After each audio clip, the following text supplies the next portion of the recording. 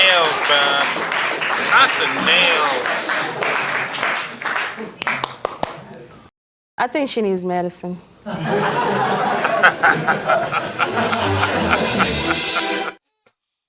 And now I think, bruh, but Judge Faith, Miss Faith Jenkins, if you're watching this, you are off the hook. You are off the hook. Judge Faith rules. You submitted some Instagram photos. What's the relevance of the Instagram photos? She's a big show-off. I didn't know her real name, and I wouldn't stop until I found out who this girl was. Because calling the DMV asking for some fantasy chick wasn't happening. Well, you asked for Lisa. I asked for Lisa. And they said what? They're like, Lisa who? Did you tell her your name was Lisa? No, that's on my Instagram. Why not? Oh, so you don't, ma'am, don't ask her questions. I'm sorry. I mean, you're asking all these questions, and now you should have asked them earlier. Yeah. Now you want to ask questions when you come into court. You see the photos you want me to see from Instagram.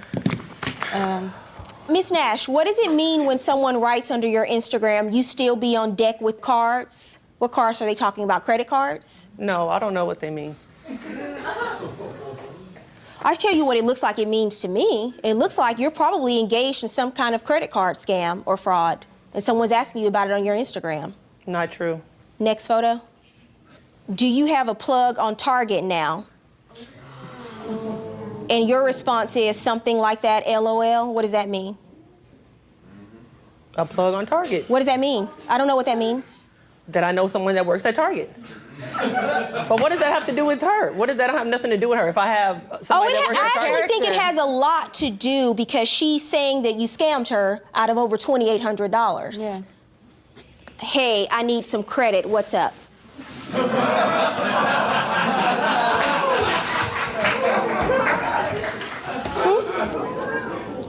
Why are they asking you? You're a child care provider. Yes. Why are they asking you for credit? Because I know someone that works at Target.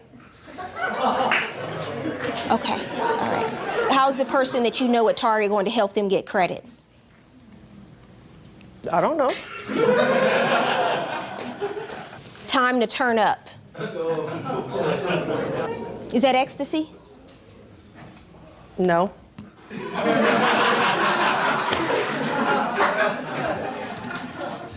What does this have to do with her? This has nothing. All my stuff on Instagram. Let me tell you what it has to do, because you've come in here and you've lied from the moment you set foot in this courtroom, from the very first question I asked you to the very end.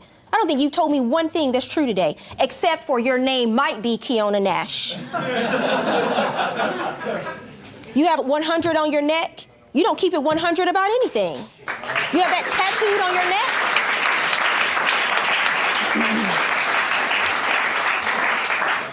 And I also think that you're engaged in some kind of credit card fraud ring. It's not just one person, somebody else is involved in this. I will have to tell you, I was a prosecutor in Manhattan. I've seen these kinds of cases. I know exactly what that means. Well, And you that's better not be what they careful. mean. Have you been arrested? No. You're asking for it. It eventually catches up with you, just so you know.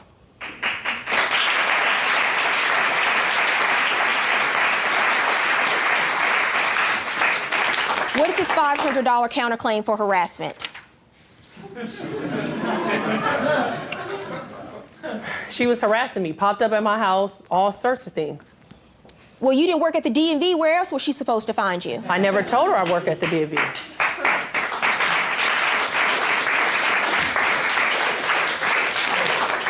You came in with thin evidence today. But a lot of times in these cases, it's a credibility issue, and you've been caught in so many lies. You're obviously covering for what you're really doing on the outside, which is some kind of credit card fraud and scam. What happened is they ran a credit card, they paid for your tickets. Yeah. It took a couple of months for it to catch up, but they sent you the confirmation numbers, and I say they because you're not the only person involved. Somebody else is involved in this too. They sent you the confirmation numbers to show it's been cleared, leading you to believe it's a done deal, and then you pay them cash. Yes. That credit card does not belong to them. That money is taken back, and you're the one that's, at the end of the day, left holding the bag, but you've already given them over $2,800 in cash. It's a scam. Yeah.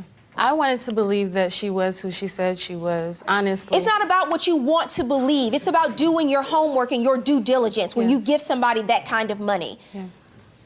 It's going to be a costly belief.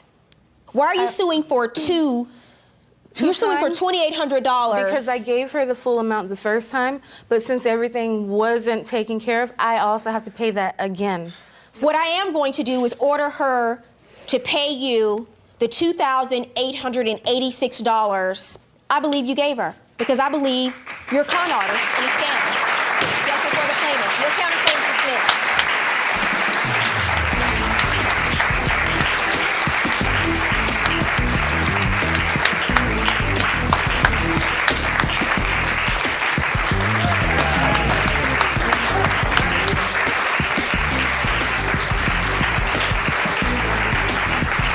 Wait here a minute. Thank you. Go ahead and collect your items.